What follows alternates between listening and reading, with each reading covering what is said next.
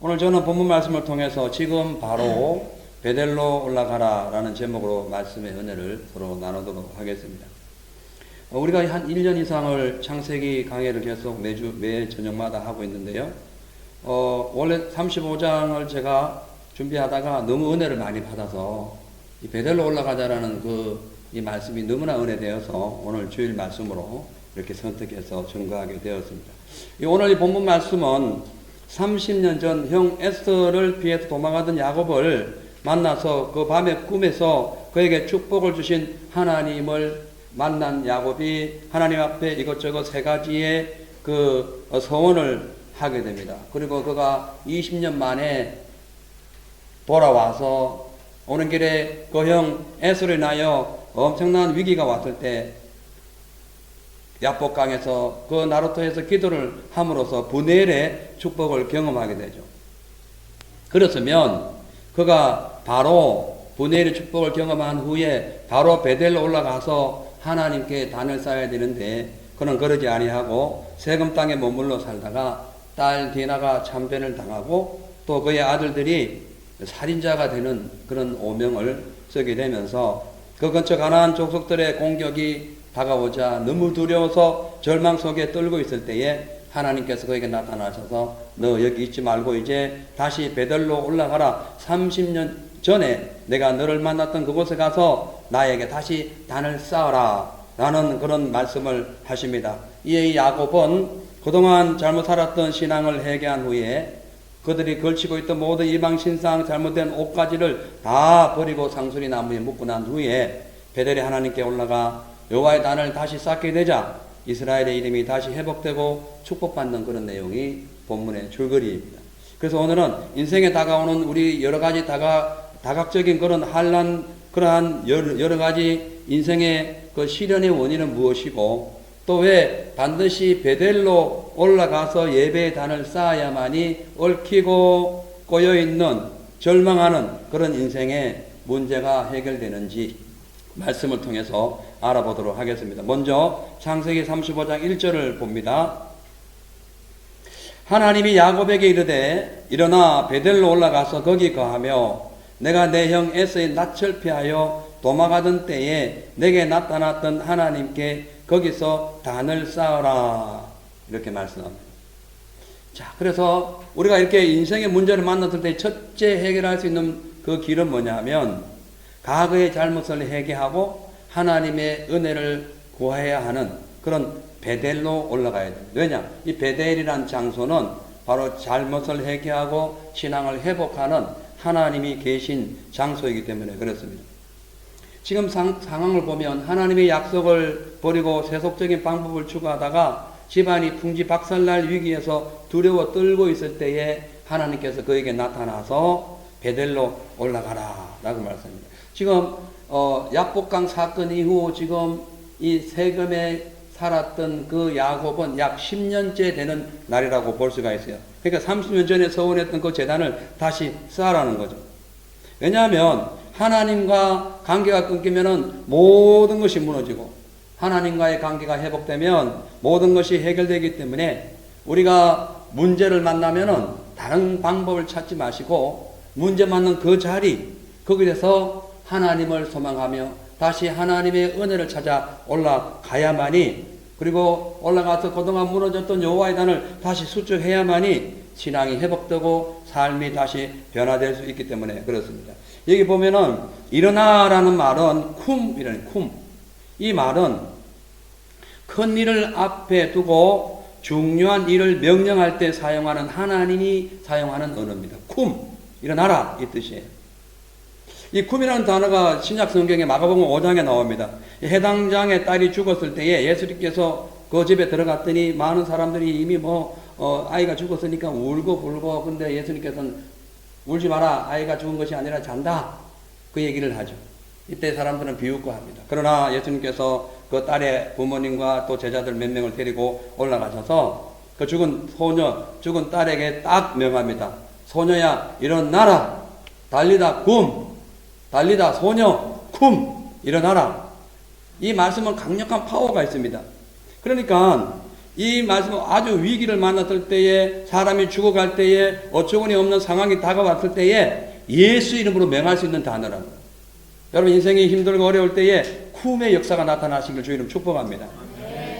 지금 야곱이 세겜에 머문 지 10년째 되는 해, 그가 스스로의 죄로 인하여 타락의 끝지점에 있을 때에, 그 결과 온 가족이 지금 고통 속에 있을 때에, 그리고 영적으로 타락되어 가고 침체되어 가고 죽어 있을 때에 하나님께서 나타나셔가지고 여기 있지 말고 일어나 올라가라 라고 말씀하고 있는 거죠.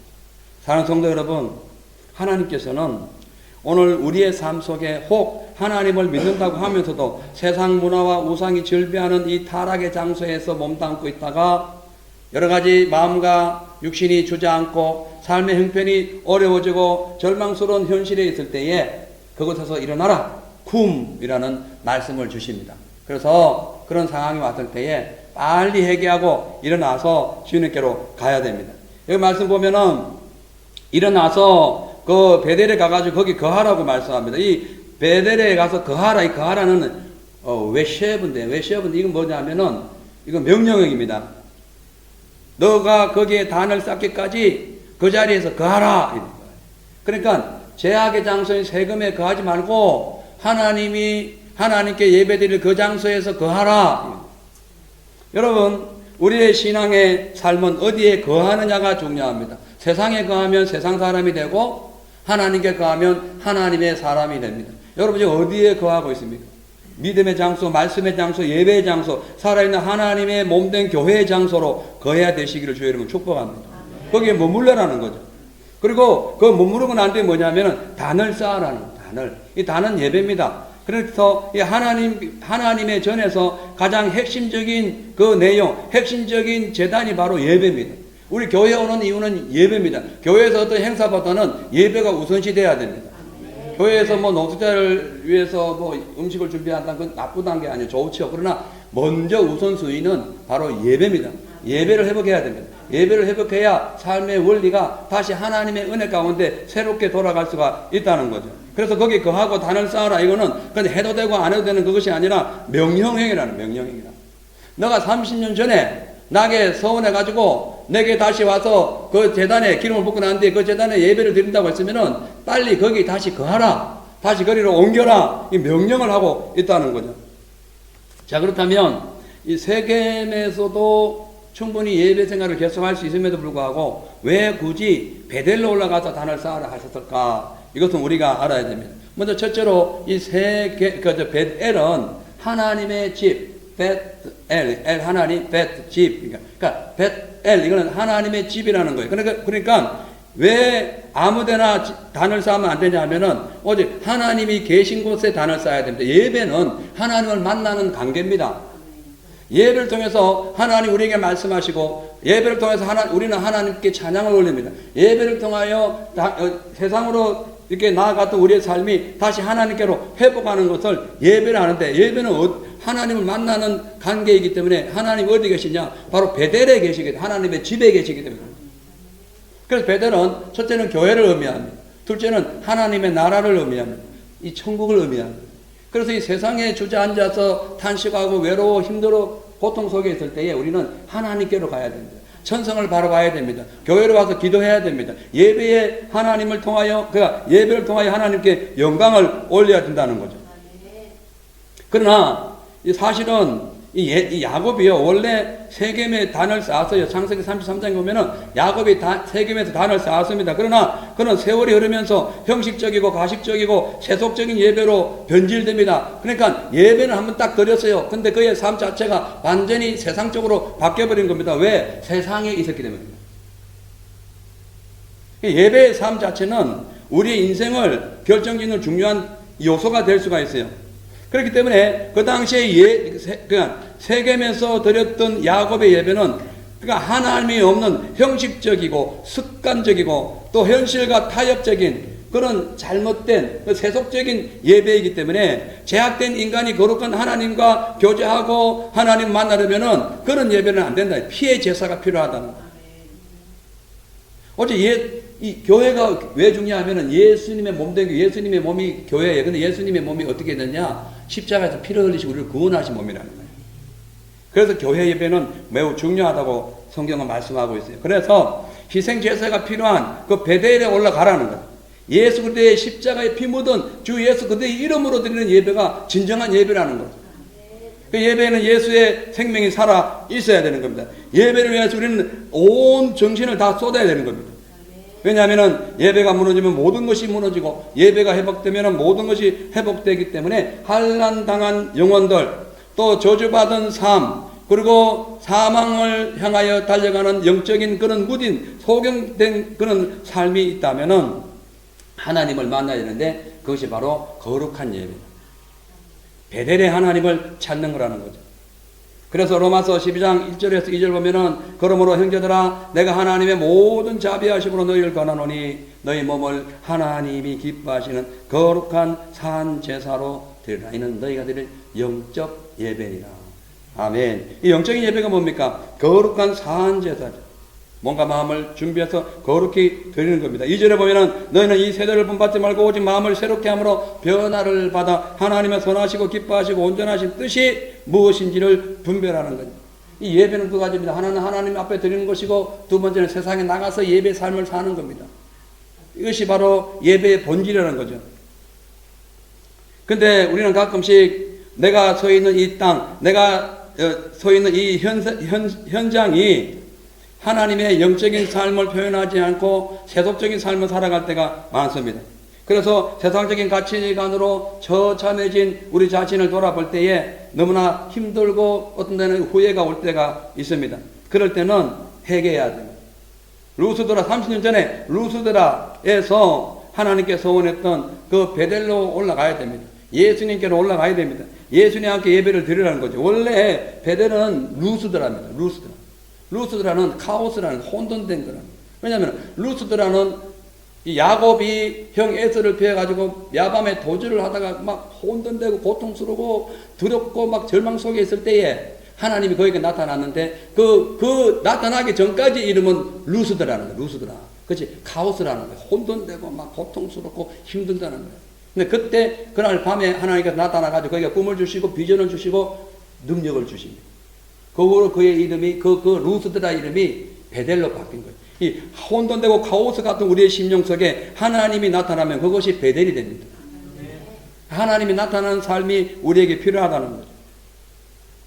자, 그래서 내가 마땅히 있어야 할 곳에 내가 없고 마땅히 해야 할 일을 하지 않고 세속적인 삶에 들어가 가지고 하나님의 은혜를 지금 까먹고 또 육신의 정욕 속에서 지금 이렇게 야곱처럼 도망다니는 그런 신세가 되어 있다면은 지금부터 다시 하나님과의 온전한 관계를 맺기 위하여 베델로 올라가야 됩니다. 왜? 베델을 벗어난 인생이 다가오는 모든 현장은, 모든 결과는 이렇게 야곱처럼 고통과 그런 환난 속에 들어갈 수밖에 없기 때문에 그렇다는 거죠. 두 번째로 베델로 올라가기 위해서는 세겜에서 섬겨오던, 그동안 섬겨오던 우상을 모두 땅에 묻고 그것을 떠나야 합니다. 2절부터 말씀 보면 야곱이 이에 자기 집 사람과 자기와 함께 모든 자에게 이르되 너희 중에 이방 신상을 버리고 자신을 정결케 하고 어복을 바꾸라. 우리가 일어나 베델로 올라가자. 나의 환난 날에 내게 응답하시며 나의 가는 길에서 나와 함께 하신 하나님께 내가 거기서 단을 쌓으려 하노라 하며 그들이 자기 손에 있는 모든 이방 신상과 자기 귀에 있는 모든 고리를 야곱에게 주는지라 야곱이 그것들을 세금 근처 상수리 나무 아래에 묻었다라고 지금 기록하고 있습니다. 그러니까 베델은요 30년 전 야곱이 아람으로 도망갈 때에 가장 괴로울 때에 하나님의 뜨거운 손길을 경험한 장소입니다. 그리고 이 베델은 가장 순수하고 진실되게 신앙을 고백했던 장소예요. 바로 이 야곱이 하나님만이 나의 하나님이요라고 고백했던 장소가 바로 베델이에요. 근데 야곱이 20년 만에 거부가 돼가지고 고향으로 돌아올 때에 곧바로 베델로 가서 하나님께 예배드리고 주님께 감사의 찬양을 드렸어야 되는데 그는 재물도 많고 자식들이 12명이 되니까 세상 인간적인 생각이 들어온 거예요. 재물이 많으니까 이 지금 재물들이 그러니까 가축들이 많으니까 가축들을 사육할 수 있는 그 넓은 장소 그것이 숫꽃이라는 거예요. 숫꽃. 그 장소로 숫꽃이라는 것은 장막을 치다. 오두막 뭐 이런 뜻이에요. 그러니까 짐승들을 위하여 자기를 위하여 집을 짓고 짐승들을 위하여 우리간을 지어서 그래서 숲것이라는 거예요. 근데 그곳에 있다 보니까 나중에 아이들 잡고 아이가 안 되겠다. 아이들 교육을 시켜야지. 12명이나 되니까. 그래가지고 좀 더 도시가 개발되어 있는 장소 세겜으로 갑니다. 그래서 세겜으로 간 거예요. 그러면 처음에는 자기 재물을 관리하기 위해 했는데 나중에 보니까 아이들 잡으니까 이제 다시 공부를 필요해가지고 도시로 간 거예요. 근데 도시로 갔으면은 아이들이 잘 돼야 되죠. 도시에 교육을 받았으면 잘 돼야 되죠. 근데 도시에서 교육받은 디나는 세상 좋아가지고 갔다가 강간당하고 그의 아들들은 도시에서 교육받은 그의 아들들은 살인자가 되어가지고 세금성에 있는 남자들은 모조리 피해 사륙을 해버립니다. 이 세상 교육 중요합니다. 그러나 영적인 교육이 더 중요합니다. 세상 교과서 중요하지만 영적인 교과서 말씀은 더 중요합니다. 세상 교육은 육신이 살아갈 때만 필요합니다. 이 영적인 교육인 하나님 말씀 교과서 성경은 우리 영생을 위한 겁니다. 이 땅의 것도 물론 이 땅의 것도 중요하지만 필요하지만 영생에 집중되고 있어요. 자, 그러니까 뭐 이렇게 짐승 기르고 재산도 더 부리려고 거기 갔다가 또 나중에 더 부유하고 더 막 배가 부르고 기름이 쓰니까 자식들의 이제 교육까지 신경을 씁니다. 여러분, 물론 사립학교와 공립학교가 있습니다만은 특별한 거 없습니다. 사립학교에 나왔다고 유명하게 되는 것이고 공립학교에 나왔다고 유명하게 되지 않습니다. 제가 골드코스트에서 목회할 때 어떤 분이 계셨어요. 날마다 이 거짓말 저 거짓말 치고 와가지고는 돈을 달라는 거예요. 예. 결국은 뭐 어떻게 하다 차를 한 대를 드렸는데 뭐 그거 나중에 어떤 좀 이상한 일이 벌어진 일이 있었어요. 자, 근데 왜 그러냐 물으니까 사립학교를 보내야 된다는 거예요. 왜 국립인데 왜 거기 안 보냈냐? 그건 좀 후지다는 거예요. 누가 후지인데? 하나님이 함께 하면은 그 자가 존귀하게 되는 거예요. 어디 간다, 어디 있는다가 후지다는 게 아니에요. 주님이 있는 곳에 우리는 존귀하게 되는 겁니다. 아무튼 여러분 오늘 이 지금 그러니까요 이 빚을 내 가지고 아이들 가르쳐 시킨다고 되는 게 아니에요. 하나님이 함께하는 장소면은 기도하고 키우면 그 아이가 잘 되게 되어 있습니다. 다시 본문으로 돌아와 가지고 그러니까 보세요. 세상 교육, 더 나은 교육, 더 이게 고수단의 교육을 가르치기 위하여 그 세겜에 갔는데 딸은 강간당했죠. 아들들은 살인자가 되었죠. 나중에 아버지가 아들에게 막 나무라니까 아들들이 막 세금상 사람들이 내 동생을 이렇게 하는데 내버려둬라 말입니까 하고 막 아버지한테 막 대듭니다. 세상 교육이 그래. 영적인 교육은 아버지께 순종하지. 여러분 영적인 교육이 먼저입니다. 아멘. 신령한 교육이 중요해요. 자, 아무튼 그래가지고 온통 집안이 분지박산 난리가 났습니다. 그래서 그때에 하나님이 나타나신 거예요. 여러분 하나님은요 그냥 아무 데나 나타나는 것이 아니라 우리가 시련당하고 한란당하고 막 실패해가지고 고난 속에 눈물 흘리고 두려워서 떨고 있을 때 그때 나타나시는 거예요. 왜? 그때까지는 네가 할 일 네가 알아서 해라는 거예요. 네가 결정한 건 네가 하라는 거지. 그래서 우리는 내가 늘 하고 있는 일이 지금 하나님이 합당한가 아니한가를 늘 체크해야 됩니다. 아무렇게 살면은 안 되는 거죠. 자, 그래서 하나님께서 나타나가지고 그에게 얘기합니다. 너는 여기서 빨리 떠나서 이제 베들로 가라. 사실 지금 야곱이 세겜에서 쫓겨나가지고 지금 도망갈 위기에서 어디 갈지도 모르고 앞이 깜깜하니까 갑자기 생각이 안 나는 겁니다. 그때 하나님 나타나신 거예요. 길을 제시하는 겁니다. 하나님은 우리 인생 길을 제시하는 분이에요. 아멘. 그래서 예수님은 길과 진리와 생명인 거예요. 그 예수 믿어야 그 길이 제시되는 거예요. 우리 구원받을 길이 제시되는 거예요. 할렐루야. 환난을 이길 수 있는 길이 제시되는 거예요. 주님이 살아계시기 때문에 그렇다는 거죠. 자, 그래서 그 음성을 들은 이 야곱이 그냥 가기는 너무 미안하고 너무 어색하고 하나님 앞에 너무 죄송해가지고 그냥은 못 간다. 이제 내가 이 과거를 청산해야지. 그래가지고 세금의 흔적을 다 지우기 위해 가지고 신상들 다 걷어가지고 이제 세금 땅에 묻고 출발하게 됩니다. 자, 여기 2절에 보면 어떤 것을 그가 흔적을 지우는가 한번 봅니다. 야곱이 이에 자기 집사람과 자기와 함께한 모든 자에게 이르되 너희 중에 이반 신상을 버리고 자신을 정결케 하고 의복을 바꾸라 버리고. 그러니까 버리고 바꾸는 것이 중요합니다. 그러니까요 야곱과 그의 가족들은 그 당시에 하나님을 믿는다고 거룩히 구별된 선민이라고 말은 했지만 실상 세금이라는 땅이 완전 세상 육신의 그 종족으로 가득 차 있던 땅이었기 때문에 그들이 세금 땅에 머무는 동안 그곳의 문화와 제도에 완전히 흡수됩니다. 그래서 그들은 그들이 섬기던 우상 그대로 가지게 되었고 그들이 입던 옷을 그대로 입게 되었습니다. 그 당시에 그들이 입던 옷은 주로 우상 숭배할 때에 세상에 타락된 옷 이런 것을 입었다는 거예요. 근데 이스라엘 백성들은 흰 옷만 입잖아요. 여러분 우리는 세마포만 입으세요. 깨끗한 주의 말씀으로 우리를 포장하세요. 우리를 덮으세요. 세상 걸로 포장하지 마세요. 자, 그래가지고 하나님의 음성을 들은 야곱이 베들로 올라가기 전에 이거 뭘 바꾸고 체인지하고 이렇게 묻어버리고 하는 이 사건은 바로 영적인 회복을 위한 회개입니다. 우리가 하나님께 다시 올라가기 위해서는 철저한 영적 회복을 위한 회개가 필요합니다. 회개는 하나님과 끊어진 줄을 연결하는 힘이 있다는 거죠. 자, 그래서 보니까 세 가지 잘못된 것을 청산하는 첫째, 이방 신상을 버린다는 거예요. 그동안 지니고 있던 낯선 이방 신상 했을 때 이방이라는 낯설다 등이 낯설다. 한 번도 경험도 하지 않았던 이상한 것들을 하고 있다는 낯선 신들, 우상을 섬겼던 것을 그들과의 관계를 끊으라는 거죠. 그 당시 야곱 집안에서 우상이 이렇게 행해지는 원인은 첫째는 라헬이 그 당시에 자기 부친의 드라빔을 계속 품에 갖고 있었을 가능성이 많아요. 그 때문에 아이 낳다가 이제 죽게 됩니다. 길거리에서 객사하게 되는 거예요. 아이 낳다가.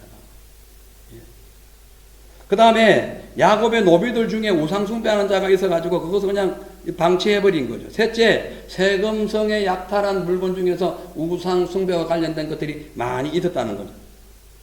여러분 성경에 나오는 이 우상들은요, 형상화된 여러 가지 신상들뿐만 아니라 하나님을 배척하는 모든 세력들, 그리고 그 사상, 범신론, 샤머니즘, 그리고 애니미즘이라는 것이 있어요. 특히 애니미즘은 뭐냐면은 숨, 생명, 호흡이라는 라틴어 애니마에서 나온 얘기인데, 해, 달, 별, 바람, 강물, 또 불, 벼락, 이런 것, 그런 것을 포함한 동물, 식물을 섬기는 거예요. 그래서 그 당시에 그 우상숭배자들은 그 온 자연천지, 그 범신론이죠. 근데 애니미즘은 좀 달라요. 짐승까지, 식물까지 섬기는 거예요. 신기한 식물이 있으면 집에 가서 섬깁니다. 그리고 짐승이 제사하죠. 그 짐승 주면 웁니다. 막 그냥 찬양했다 울었다 막 그럽니다. 그냥 짐승을 애곡하고 숭배합니다. 그 해, 달, 별, 바람, 불 막 오면은 막 그냥 살려달라고 기도하고 이게 전부 다 애니미즘. 그러니까 하나님 외에 자기가 생각하고 느끼고 있는 모든 것을 신이 있다고 생각하고 막 그걸 섬기는 거예요. 이것을 버렸다. 이것을 또 버려야 됩니다, 우리가. 아멘. 여러분 어떠한 일이 있을 때에 무조건 하나님께로 달려오세요. 이 방법 저 방법 사람 찾아가고 이거 찾아가고 옛날에 이랬으니까 되더라 이런 방법 다시 찾아보자. 그냥 하나님 찾으면 간단합니다. 하나님 명령은요 아주 간단 명령이에요. 올라가라. 베들로 단을 쌓아라. 거기서 왜? 거기 내가 함께 하기 때문에. 간단한 걸 잊어버리고 그렇게 하는 거죠. 둘째, 자신을 정결케 합니다. 이 자신을 정결케 하는 것은 하나님과의 이 영적인 관계를 회복하기 위한 몸과 마음을 이렇게 가다듬는 행위를 의미합니다. 당시 야곱의 나이가 100세 정도 되었어요. 그 나이면 이제 하나님께 신령한 예배를 드리고 하나님께 갈 날을 생각해야 되는데 그럼 그때까지 계속 돈벌이에 바빠가지고 세상 출세에 바빠가지고 하나님께 예배를 제대로 못 드려요. 그러니까 그냥 세상 살기 바쁜 겁니다. 그러다 보니까 세상 성공을 위하여 허겁지겁 바쁘게 살다 보니까 하나님께 예배드리는 시간을 다 잊어버린 거예요. 여러분 우리도요 하나님께 예배드리는 시간을 항상 잊어버리면 안 됩니다. 그 예배를 위하여 살아가야 돼요. 왜냐 우리는 영원히 주님의 나라에 가야 될 사람이기 때문에 그거 가면 하나님께 예배드리는 것밖에 없기 때문에 그런 거예요. 그날은 일해가지고 수고하고 땀 흘리고 밥 먹고 하는 거 아닙니다. 그냥 다 준비되어 있기 때문에 하나님을 찬양하면 되는 거예요. 그것이 천국입니다. 그래서 실질적으로 그런 이 영적인 삶을 살면 항상 천국이 임하는 거예요. 근데 거꾸로 가니까 문제가 있는 거죠. 자, 그렇기 때문에 여러분 우리는 지금 이 세상 성공을 위해 야곱처럼 세상 성공을 위해 가지고 허겁지겁 바쁘게 살다가 예배 시간에 무슨 빚쟁이 만나듯이 막 쫓겨다니고 그러지만 예배 참석해가지고 막 숨쉬다가 나 지금 빨리 안 끝나나 끝나자마자 막 정신없이 뛰어가고, 예. 혹은 또 노숙자를 대하듯이 막 거만한 자세로 막 그냥 앉아가지고 예배드려도 안 됩니다. 예배드리기 전에 미리미리 자신을 정결케 하고 몸과 마음을 경건하게 하시고 말씀과 기도로 하나님께 헌신하고 순종하는 삶을 살아야 됩니다. 이것이 진짜 예배라니까. 앞에 찬양단이 찬양할 때 이만 막 여러 가지 찬양하는 게 예배가 아니고 내 몸과 마음을 진짜 주님 앞에 드리는 거예요. 그동안 세상에 쏟았던 내 몸과 마음을 하나님께 드리는 거예요. 그 다음에 세 번째로 의복을 바꾸라는 거죠. 바꿔야 돼, 바꿔. 그 당시 의복은 사람의 신분과 삶의 그 성태, 양태를 의미하는 것이 의복입니다. 의복. 그래서 의복을 바꾼다는 것은 곧 현재의 내 삶과 신분을 벗어 던지고 새로운 것으로 갈아입는 걸 의미합니다. 내 신분을 바꾸라는 거죠. 그러니까요, 이 의복은 그 당시 영적, 도덕적, 정결 상태를 외형적으로 나타내는 수단이에요. 그래서 이 지금 그 의복을 바꾼다는 것은 나의 영적인 삶을 바꾸라는 거예요. 나의 삶을 체인지하라는 거예요. 실패의 자리에서 두려워 떨던 그런 이 야곱이 내가 잘못 살았구나. 내가 영적인 삶에 내 의복이 지금 바뀌었구나. 내가 세상적으로 완전히 바뀐 옷을 입었구나. 그래서 그것을 지금 다 바꾸는 거예요. 벗어서 바꾸는 거예요. 새 것으로 바꾸는 거예요. 그래서 여러분 우리가 실패의 자리에 앉아있을 때에 두려워 떨고 있을 때 이것저것 핑계대고 이것 문제 저것 때문에 아이고 뭐가 그 당시 환경이 안 좋아서 그런 얘기 하지 마시고 야곱처럼 내가 현재 서 있는 그 위치에서 나 자신의 신분을 나 자신의 포지션을 내가 지금 누군가를 체크해야 돼요. 그래야 사합니다. 위기 만났을 때에 위기를 극복할 수 있는 방법은 다른 방법 없어요. 나를 먼저 체크하고 하나님과 관계를 찾아보면 됩니다. 미국 어느 해안가에서 해양구조대에 긴급한 요청이 왔습니다. 보트를 타고 인근 바닷가를 향해하는 50대 남성이 난파를 만나서 배가 지금 침몰해 간다는 그런 내용이었어요. 이에 구조대에서 남성에게 우리가 지금 당신을 구하러 갈 테니 지금 당신의 포지션을 알려달라. What is your position이 어디냐? 당신 지금 포지션이 어디냐? 원래 where is your position 해야 되는데 what is your position 하는 거야. 이게 지금 약간 이제 그 질문을 좀 잘못하기도 있지만 어쨌든 비슷한 내용입니다. 그 남성이 이제 네 포지션이 어디냐? 너 포지션이 뭐냐라고 물으니까 나는 뉴욕시티의 맥도날드 지점장입니다. 이런 거예요. 아니 뉴욕시티의 맥도날드 지점장이 지금 물에 빠진 거하고 무슨 상관이냐는 거예요. 이거 지금 우리에게 주는 시사하는 바가 큽니다. 그래서 지금 그 당시에 다시 구조대에서 다시 얘기를 합니다. 아니 지금 당신의 위치, 당신의 포지션이 어디냐니까요? 나는 뉴욕 지점의 맥도날드 지점장이에요. 계속 얘기하는 거예요. 그거 말고 네 있는 위치가 어디냐? 그러다 그냥 통화가 길어지고 배는 침몰해가지고 죽게 됩니다. 그냥 하는 말이죠. 지어서 하는 말이에요. 실제 그런 사람 없습니다. 예를 들면 아니 지금 네 포지션이 어디냐는 그러니까요 이 포지션이라는 말 자체가 지위 신분도 있지만 위치 자체를 얘기하잖아요. 로케이션을 포지션이라는 거예요. 그것이 장소가 그 얘기될 때는 그래요. 근데 지금 그 남성이 죽어가는 상황이기 때문에 자신의 신분과 지위를 얘기하면 안 되고 내가 처해 있는 위치를 얘기해야 되는 거예요. 하나님께서 오늘 우리에게 말씀하신 네 포지션이 네 지금 신분이 어디냐? 너의 위치가 지금 뭐냐? 나는 사장입니다. 나는 기업체 몇 개가 나는 땅 부자입니다. 예? 나는 선생님입니다. 나는 의사입니다. 나는 대통령이요. 나는 군대 장관이요. 상관없다. 태풍에 의해 가지고 배가 침몰해 가는 상황에서는 그 모든 직분, 신분 상관없다. 소용없다. 네가 지금 어디에 있느냐? 너 위치가 중요하다는 거죠. 여러분 혹 삶의 현실에서 아파하고 고통과 환난 속에서 한숨 짓고 있다면은 나는 지금 내가 누군데 그 얘기 아니라 내가 지금 어떤 상황이냐를 봐야 돼. 내가 하나님 앞에 바로 서지 못했구나. 우상 숭배했구나. 온전한 예배를 못 드렸구나. 이래가지고 딸이 저렇게 되고 아들들이 살인자가 되고 나는 도망을 가는 이런 신세가 되었구나. 그거를 생각해야 돼. 여러분 누차 말씀드리지만은 교회 직분 중요하지 않습니다. 중요하지만 중요하지 않아요. 중요한 것은 그것을 행할 때 중요하지만은 그것을 행하지 않을 때는 아무 소용 없습니다. 하나님과 나와의 1대1 관계에서 천국에 딱 문 앞에 들었을 때에 네 어디서 뭐 했느냐? 이게 중요한 거지. 네가 무슨 직분을 받았는데 무슨 교단에 있었느냐? 그거 중요하지 않다는 거죠. 직분으로 교단으로 천국 가고 그렇게 하는 게 아닙니다. 그래서 지금 나의 포지션이 하나님을 떠나 사망의 폭풍을 만나고 있다면 다시 나의 신분을 거룩한 신분으로 바꿔야 돼요. 오직 너희는 택하신 족속의 왕같은 제사장이요 거룩한 나라요 그의 소유된 백성이니 너희를 어두운 데에서 불러내어서 그의 기이한 빛에 들어가신 하나님의 그 빛을 선전하는 자라고 성경은 말씀하고 있습니다. 그것이 우리라는 거죠. 그 당시 야곱이 머물렀던 이 세금 땅은 우상에 사로잡힌 땅임에도 불구하고 야곱은 재산 증식과 자식 교육을 위해 가지고 그곳에 땅을 사고 그곳에 집을 짓고 그곳에서 아이들 교육을 시켰지만 결과는 완전히 다 거꾸로 돌아가고 말았다.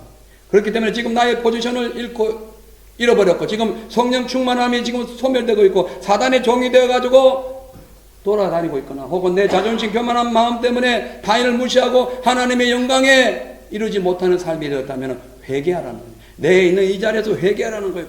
그리고 그 회개한다는 것은 땅에 묻는다는 거예요. 그리고 다시 베델로 올라가야 됩니다. 왜냐하면은 지금은 마지막 때이기 때문에 그렇죠. 지금 마지막 때입니다. 성경 보시면 로마서 13장 12절 11절 보면은 또한 너희가 이 시기를 알거니와 자다가 깰 때가 벌써 되었으니 이는 이제 우리의 구원이 처음 믿을 때보다 가까웠습니다. 어제보다 오늘이 구원이 가까웠다는 거예요. 하나님께 갈 날이 가까웠다는 거예요. 그런데 구원을 잃어버리면 세금 땅에서 계속 헤매고 있으면 어떻게 할 거냐. 빨리 벗어나야죠. 12절에 밤이 깊고 낮이 가까웠으니 어둠의 세력이 깊어지고 있다. 어둠의 세력이 지금 엄청나게 이 세상을 흔들고 있습니다. 그러면 그 반대로 낮이 가까워 예수님이 오실 때 가까웠다는 거예요. 그러므로 우리가 할 수 있는 일은 어둠의 일을 벗고 이 세금의 그 우상 숭배했던 모든 것 옷까지 뭐 보석 다 벗어버리고 빛의 갑옷 생명의 갑옷 예수 그리스도의 말씀의 갑옷으로 갈아입으라는 거예요. 하나님 말씀으로 갈아입어야 돼요. 영적인 싸움에서 중요한 것은 말씀의 갑옷이. 그리고 13절 낮에와 같이 단정히 행하고 방탕과 술 취하지 말며 음란과 호색하지 말며 쟁투와 시기하지 말고 이것이 바로 밤의 일입니다. 이것이 어둠의 옷입니다. 14절 같이 읽습니다. 시작. 오직 14절 안 나와요? 여기 안 떴네요. 제가 다시 읽어드립니다. 오직 주 예수 그리스도로 옷 입고 정욕을 위하여 육신의 일을 도모하지 말라. 오직 예수 그리스도로 옷 입고 정욕을 위하여 육신의 일을 도모하지 말라. 계획하지 말라. 준비하지 말라는 거죠. 그러니까 야곱은 하나님의 자녀의 신분을 다시 회복하기 위해서 그동안 이방인들이 즐겨했던 그 당시의 세속적인 가치관으로 이렇게 뭉쳐졌던 그 옷을 벗어버리고 거룩한 품성, 거룩한 예수 그리스도의 새로운 옷을 갈아입으라고 말이죠. 여러분 그렇게 해야 됩니다. 사랑하는 성도 여러분, 지금 내가 혹시 지금 잘못된 옷을 입고 있다면은 다시 갈아입어야 돼요. 4절 말씀 봅니다. 4절 말씀. 그들이 자기 손에 있는 모든 이방 신상과 자기 귀에 있는 고리를 야곱에게 주는지라 야곱이 그것들을 세금 근처 상수리 나무 아래에 묻고. 그러니까 다 달라. 뭐 이렇게 우상하고 옷을 다 갈아입고 다 달라 하니까 그 사람들이 식솔들이 다 준 거예요. 그러니까 그것을 이방신 뭐 귀고리 뭐 옷 이런 거 다 전부 다 세금 근처 상수리 나무, 세금에 있었던 나무 중에서 가장 크고 자랑거리 나무가 상수리 나무예요. 상징적인 거예요. 거기에다 그냥 묻어버려요. 이런 결단력이 필요합니다. 결단력이 없으면 그냥 위대한 사람은 위대한 결단력이 위대한 사람 만다니까요. 여기 보면 귀에 있는 고리, 이 고리는요, 귀에 그는 액세서리인데 그 당시에 그냥 오늘날 이런 그냥 이 귀걸이가 아니고 우상을 귀걸이에 달고 다녔다. 우상을. 막 찰랑찰랑한데 너는 무슨 우상이 나는 무슨 우상이야 너는 우상이 찰랑찰랑 다니면서 우상 자랑을 하고 있었던 거예요. 그것이 그 당시 우상. 그래서 그 귀에 있는 우상고리를 다 땅에 묻은 거예요. 그리고 상수리 나무 방금 말씀드렸고요. 여기 묻고라는 것은 과거의 흔적을 다 지운다는 표현입니다. 그러니까 우상 숭배를 청산하고 순수한 신앙을 회복하는 거예요. 그리고 하나님의 언약 앞에서는 모든 우상이 죽은 시체가 왔기 때문에 이걸 또 묻어야 돼요. 우리가 갖고 있는 우상이 여러 가지가 있습니다. 근데요, 이 우상을 묻어야 돼요. 그 묻지 아니하면은 절대로 하나님의 나라에 이 베델로 올라갈 수가 없는 겁니다. 여러분, 성경은 말씀합니다. 하나님보다 사랑하는 것이 뭐다? 우상이다. 여러분 뭘 사랑합니까? 하나님보다 더 사랑하는 것이 뭐예요? 여러 가지 있겠죠. 근데요, 우리가 하나님의, 야곱처럼 하나님의 음성을 듣고 아멘 해가지고 성령의 열매를 맺기 위해서는 과거에 내가 사랑했던 우상을, 그 잘못된 습성을 모두 땅에 버리고 하나님 나라 베델을 향하여 달려가야 됩니다. 아멘. 여러분, 믿음이라는 단어는 명사일까요? 동사일까요? 믿음이 뭐예요? 믿음이 뭐예요? 동사예요? 명사예요? 동사입니다. 믿음은 동사입니다. 동사. 예? 겨울에 얼어 죽었다는 것이 아니라 움직인다는 거예요. 예? 그러니까 다시 설명하자면요.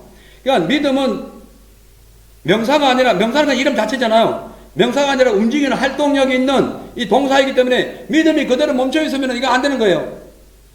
믿음이 그대로 멈춰있어 아무런 역사가 없습니다. 그러니까 아유 이렇게 해야지 저렇게 해야지 말로만 실컷 하고는 아멘 하고 행동을 하지 않는다. 여전히 우상 갖고 있다. 그거는 믿음의 역사가 안 일어나죠. 믿음은 동사라는 동사 움직일 때의 역사를 하다는 거예요. 하나님 말씀도 믿음으로 임해가지고 움직일 때에 좌우에 날선 검처럼 예리해가지고 우리 심령과 골수를 찔러 쪼개고 생각을 바꾸는 거예요. 그래서 믿음은 동사다. 이거를 항상, 그러니까 믿음은 언제 역사하신다? 우리가 활동할 때. 자, 그래서 다시 3절로 돌아가면은 우리가 일어나 베델로 올라가자. 나의 한란 날에 내게 응답하시며 나의 가는 길에서 나와 함께 하신 하나님께 내가 거기서 단을 쌓으려 하노라. 싹 정리하고 땅에 다 묻고, 자존심 땅에 묻으세요. 혈기 땅에 묻으세요. 음란한 마음 땅에 묻으세요. 시기 질투 땅에 묻으세요. 안 좋은 품성도 다 땅에 묻으세요. 그걸 갖고, 그거 그저 여전히 갖고 베델로 올라간다? No! 하나님 안 받는다. 이 땅은 항상 성화의 과정입니다. 천국은 영화의 과정이에요. 성화의 과정은 자꾸 체인지하고 바뀌고 자꾸 체인지 되는 거예요. 그러면 묻을 거 묻어야지. 잘못된 거 묻어야지. 왜 그걸 끌고 가요? 무겁기도 하지, 그건. 예? 실컷 끌고 갔는데 올라가 보니까 예수님이 안 받아. 어떡할 거예요? 간단하게 사세요. 아멘. 그냥 하나님 믿는 믿음으로만 사세요. 다른 거 다 거치장 쏘는 거예요. 실컷 가지고 올라가 봐야, 뭐 이 땅에 있는 거 다 갖고, 뭐 하나님께 예배 드려가 봐야, 천국 가면은, 이거 땅 한 평도 안 돼. 천국 땅은 다 한금이요. 천국 땅은 다 한금이라니까. 여기서 한금 모으기 위해 아주 뭐 명예 쌓기 위하여 실컷 해봐요. 천국 가봐야 한 평도 안 된다, 한 평! 여러분, 한금 한 평 갖고 있는 사람 있어요? 없잖아요. 저는 아직 뭐 반지도 끼워본 적 없고 한금이 뭐 알긴 알지만은 실질적으로 제대로 본 적 없어. 그러나 천국 가면은 한금이 쫙 깔려. 근데 왜 그 천국을 바라보는 사람이 이 땅에 그 금덩어리, 이 땅에 물질, 이 땅 거기에 빠져 그 우상이 돼가지고 그거 없으면 울고 자존심 좀 상하면은 저 때문에 내가 죽겠다고 소리 지르고 왜 그러냐는. 예? 좀 저주지. 십자가의 고난을 생각해 보세요. 예수님 십자가에 못 박혀 죽으셨어요. 아멘. 다 벌거벗은 채로 우리를 위하여. 여러분, 타인을 사랑한다면 자존심 세우지 마세요. 그냥 양보하세요. 사랑하세요. 용서하세요. 다 됩니다. 안 될 거 하나도 없어요. 여기 보면은 베델로 올라가자 했는데 사실 베델은요, 세금보다 세금보다 남쪽으로 480km 떨어져 있고 세금보다 위쪽으로 한 300m 위에 있어요. 그래서 올라간다는 말이 맞아요. 근데 이것은 하나님의 나라 천국을 위하여 올라간다는 의미예요. 올라가야 돼. 우리 내려가면 안 돼. 여륙으로 내려가다 강도 만납니다. 내려가다가 강도 만나는 거예요. 여륙에서 사이로 내려가다가 이 강도 만난다니까요. 올라가면 문제 없어요. 구약 역사에서 이스라엘 백성들이 살았던 땅의 영적 상태가 4가지가 있습니다. 잘 들어보세요. 첫째는 애굽입니다. 둘째 강야입니다. 셋째는 가나안입니다. 넷째는 아수르, 바벨론, 헬라, 로마 제국들. 이것이 이스라엘 백성들이 그 당시 구약 시대에 이스라엘 백성들이 머물렀던 영적인 상태가 땅으로 표현돼요. 애굽은 뭡니까? 애굽은 하나님이 알지 못해가지고 우상에 빠져있던 땅, 사단이 정복했던 땅이에요. 광야는 불신과 원망으로 가득해가지고 충분히 들어갈 수 있는 그 땅을 40년 동안 빙빙 돌다가 못 들어갑니다. 그것이 강야예요. 허비하는 땅이 강야예요. 그리고 가나안은 하나님의 말씀에만 순종하면 모든 유업을 다 받을 수 있음에도 불구하고 불순종해가지고 어디로 가느냐? 바로 아수르, 바벨론, 헬라, 로마로 달려간 거예요. 이게 중요한 말씀이에요. 그러니까 우리가 다시 생각하자면은 지금 우리가 머물러 있는 곳이 지금 어디인지 영적인 삶을 점검해야 돼. 세속적인 가치관과 생활을, 이 모든 상태를 다 버려야 됩니다. 내가 서 있는 곳이 애굽인가, 아니면 강야인가, 아니면 지금 가나안 땅에 있으면서도 주의 말씀 거부해가지고 바벨론으로 포로로 잡혀가는 이런 상황이 되어 있는가? 예? 애굽은 하나님께서 우리를 탈출시킨 것인데 왜 다시 바벨론으로 잡혀가냐고. 강야 가나안 땅이 잘못돼서 그런 거예요. 강야와 가나안 땅의 생활을 잘못해서 그런 거예요. 강야에서도 예배를 드렸어야 되고, 가나안 땅에 주의 말씀 순종해야 되는데 이것저것 아무것도 안 해버린 거예요. 그럼 다시 애굽으로 하나님 다시 보낼 수가 없고 다시 어디로? 바벨론으로 보내는 거예요. 뭐 야수로 이쪽으로 다 보내버린 거예요. 자, 그래서 이 베들로 올라가자는 이 야곱의 외침은 그동안 파란만장하게 살면서 온갖 죄를 짓고 세금에서 집을 짓고 거기서 그냥 한금덩어리 모으다가 자식 교육시키고 막 그러다가 실패해가지고 지금 살인자가 돼가지고 도망가는 그 야곱이 볼 때에 베들로 올라가자는 것은 희망이었던 거예요. 그를 살릴 수 있는 길이었던 거예요. 아멘. 여러분, 베델은 우리를 살리는 길입니다. 그를 올라가야 돼요. 그래서 그 다음 보면은 단을 쌓는다. 단을 하나님에서 돌아온 지 10년의 세월이 흘렀지만은 제대로 하나님께 단을 쌓아본 적 없어요. 세겜에서 한번 담을 쌓았지만은 그 오로 세속에 막 그냥 거기 물들어가지고 그들의 옷을 입고 그들의 우상 숭배 가득 찼던 그런 영적으로 아주 추한 생활을 했었어요. 그런 나머지 완전히 실패한 인생이 됐습니다. 그래서 다시 올라가자. 다시 올라가서 뭐 한다? 단을 쌓아라. 교회에 와서 우리가 할 수 있는 것은 단을 쌓는 거. 단을 쌓는다는 것은 그 당시 돌단입니다. 그 당시에는 성전 시대가 아니었어요. 돌단을 쌓아가지고 거기다 재물을 넣고는 불을 질러가지고 번제드리는 것을 단이라는 거예요. 그러니까 단을 하나 쌓아야 돼. 돌 하나 쌓아야 돼. 우리의 믿음의 단을 하나 쌓으십시오. 아멘. 날마다 쌓으세요. 그래야 우리의 영적인 삶이 하나님을 만날 수가 있는 거예요. 마지막으로 베드로 올라갈 때에 하나님께서 두려워하던 그 세상 세력이 완전히 소멸되고 다시 하나님의 축복을 회복합니다. 5절부터 보면은 그들이 발행하였으나, 야곱이에요. 야곱과 그의 일행들이 발행하였으나 하나님이 그 사면 고울들로 크게 두려워하신 거로 야곱의 아들들을 추격하는 자가 없었더라. 야곱과 그와 함께한 모든 사람이 가나안 땅 루스 곧 베델에 이르고 그가 거기서 단을 쌓고 그것을 엘베델이라 불렀으니 이는 그 형의 낯을 피할 때에 하나님이 그에게 거기서 나타나셨음이니라. 아멘. 야, 대단한 말씀이 대단한 말씀. 그러니까요, 지금 하나님의 섭리는 우리가 잘 나갈 때는 침묵하고 있다가 우리가 공경에 빠져있을 때 찾아오셔가지고 허물을 지져가시고 그리고 난 뒤에 잃어버린 첫 믿음을 회복하게 해 주시는데, 그렇게 해서 허물어진 재단을 쌓고 그렇게 하나님께로 나간다고 딱 결단하는 순간에 어떤 일이 벌어지냐면은 그들을 추격하던 그 마을, 가나안 족속들이 아무것도 못하는 거예요. 왜냐? 하나님께서 그들에게 두려움을 줬기 때문에. 왜 두려움을 줬는지 모르겠어요. 그러니까 사람의 마음요, 움직이려고 자꾸 이것저것 방법 쓰지 마시고 하나님께 딱 교제하면 그 사람 마음 바뀌어버립니다. 지금 그 당시에 가나안 족속들은 다 혈맹 관계예요. 그래가지고 연합 관계로 있습니다. 그래서 군사 동맹을 맺었어요. 그래서 지금 세금 땅이 지금 완전히 다 몰살당해서, 그럼 옆에 있는 가나안 땅, 히비 족속, 길갓 족속들이 가만히 있겠어요? 이게 뭐라고, 이거 안 되겠다. 무조건 쳐들어가자. 야곱 족속은 아무것도 아닙니다. 정도까지 다 합쳐봐야 1000명 되겠어요, 야곱이? 이 지금 연합군은 수만 명 됩니다. 전쟁하면 끝나버려요. 몰살당해. 근데 그가 이 모든 것을 다 하나님 앞에 다 청산하고, 잘못된 것도 다 청산하고 회개하고 베델에 단을 쌓게 하여 올라가는 그 순간에, 발행해가지고 올라가는 그 순간에 저기 그 가나안 족속들이 저 죽이자고 막 달려올 때 하나님께서 마음을 확 바꿔버리니까 간단히. 인생 문제 간단합니다. 우리가 해결하려면 얽히고 섞이는데요, 하나님 역사하시면 간단해요. 모든 우상 철거하고 하나님께로 향하면은 하나님 나머지 책임지십니다. 그래서 하나님께로 가는 그것이 중요한 거예요. 하나님께로 가면은 모든 인생의 문제점이 해결된다니까요. 가는 순간 다 해결되는 거예요. 그러니까 두려워하다는 것은 부서지다는 뜻입니다. 부서지다. 하나님께 그들의 마음을 부셔버린 거예요.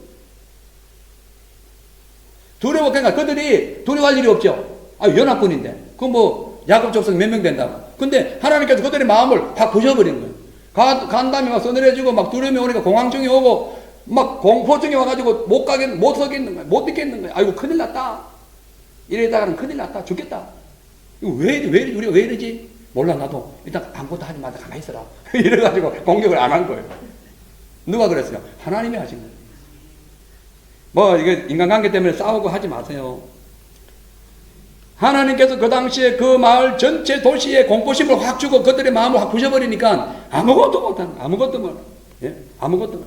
그 야곱의 그 가족들을 보복하려고 왔던 세력들이 순간에 그냥 다, 왜? 그들이 다 우상숭배했거든요. 그 우상은 아무것도 아니에요. 우상. 1106편에 보면 우상은 아무것도 아니다. 예?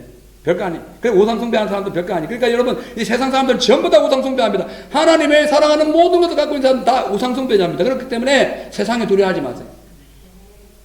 세상에 잘 보려고 하지 마세요. 뭐든지 하나님 앞에 바로 오세요. 제가 전에 말씀드렸죠. 예를 들어 사업하는 분들이 어떤 뭐 계약을 하러 갈 때에 그 사람 잘 보이려고 하루 종일 이틀, 3일, 예? 견뎌서 내지 말아야 하잖아요. 주님께 와. 주님께 오셔가지고 기도하고 그냥 나가요. 그럼 주님이 마음 확 바꿔버리면 해결되는 거예요. 왜 그걸 뭐 그 정도 믿으면 안 됩니까? 해야 되죠.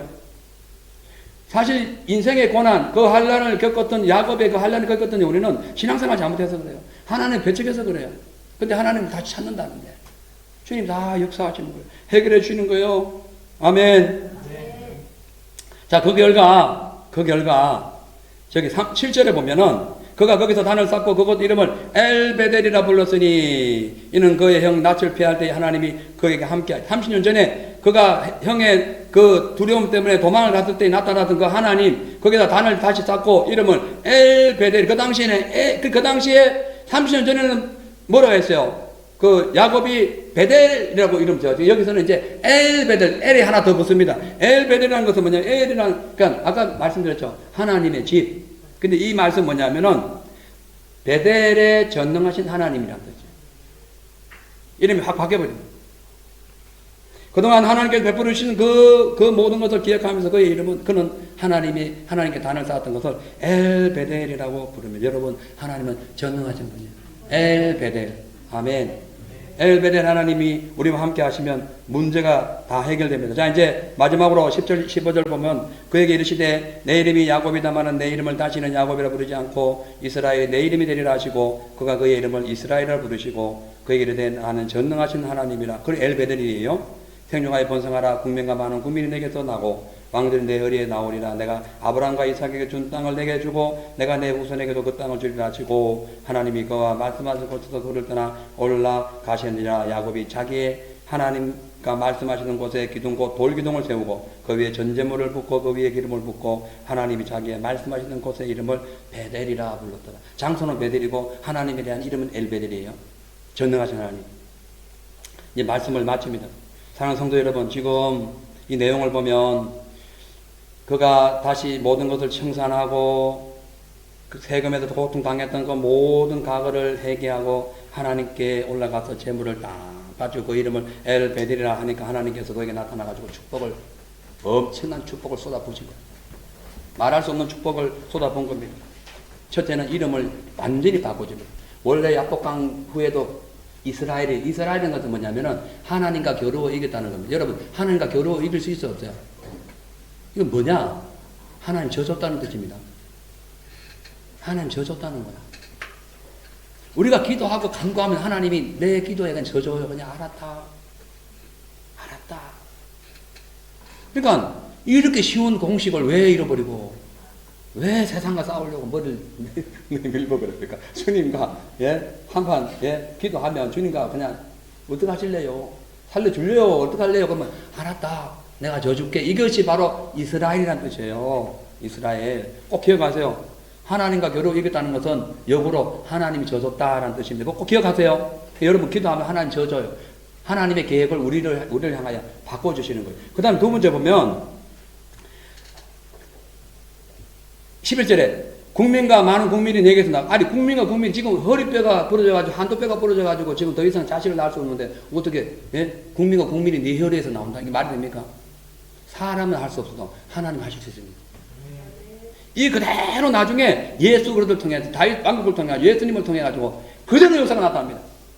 그러니까 하나님이 살아계신 거죠. 그리고 이 땅을 내가 줄 것이고 내가 너가 원하는 모든 내가 너에게 창세기 28장에 그 루스드라에서 내가 너를 만나서 축복했던 그 축복을 하나도 빠짐없이 그대로 줄 거예요. 그대로 줄 거예요. 여러분 이 세상에 그냥 손발에 고생해가지고 막 축소로 돈을 벌었는데 이게저게 사기당하고 혹은 뭐 무슨 문제 때문에 돈 날아가는 것이 더 행복해요? 아니면은 하나님이 한 방에 팍 쏟아붓는 게 행복해요? 말씀이 한 번에 팍 쏟아부어 주신 게 낫죠. 하나님은 째째한 분이 아닙니다. 시시한 분이 아니에요. 하나님이 살아계신 분이에요. 안 되는 것을 생육하고 번성하게 하십니다. 안 되는 그 허리에서 백성이 나오게 하세요. 없는 땅을 다시 주시는 하나님이세요. 아멘. 그리고 난 뒤에 하나님 올라가십니다. 응답 끝나고 올라가셨어요. 예수께서 올라가셨어요. 우리에게 십자가를 통하여 우리에게 구원 주신 모든 것을 하시고 올라가셨어요. 그럼 우리는 어떻게 할 것인가? 그 예수님 다시 오실 걸 바라보고 나가는 거예요. 그것이 믿음입니다. 그것이 예배입니다. 그것이 우리의 삶을 주님께 드리는 것입니다. 오늘부터 베델의 축복이 저와 여러분의 삶에 고스란히 묻어져서 세상 어떤 환난 속에서도 승리하는 그런 복된 성도들이 되시기를 주의 이름으로 축복합니다. 기도하겠습니다. 하나님 아버지, 야곱은 평생 동안 세상의 보호와 하나님의 축복을 얻기 위하여 많은 노력을 기울였지만 그에게 남은 것은 실패와 환난과 눈물과 아픔과 가나안 족속의 위협뿐이었습니다. 그러나 그가 하나님께서 그에게 찾아오셔서 고통 속에 부르짖는 그의 삶을 베델로 가라고 하는 순간 그가 베델로 올라가기 위하여 모든 옛구습을 벗어버리고 올라가 제사를 드렸더니 상상할 수 없는 축복을 받게 됩니다. 오늘 이 야곱의 상황이 지나간 우리의 삶이었고 다시 회복된 야곱의 상황이 다가올 우리의 상황이 될 수 있도록 도와주시고 그동안 죄로 인하여 인생의 시련이 오고 환난과 고통을 당했다면 이것저것 원망하는 것이 아니라 하나님 앞에 철저히 회개하고 옛 구습을 철저히 버리고 하나님께 다시 올라가는 베델의 성도들 다 되게 하여 주시옵소서. 감사드리며 예수님의 이름으로 기도합니다. 아멘. 나는 믿네. 우리 찬양 부르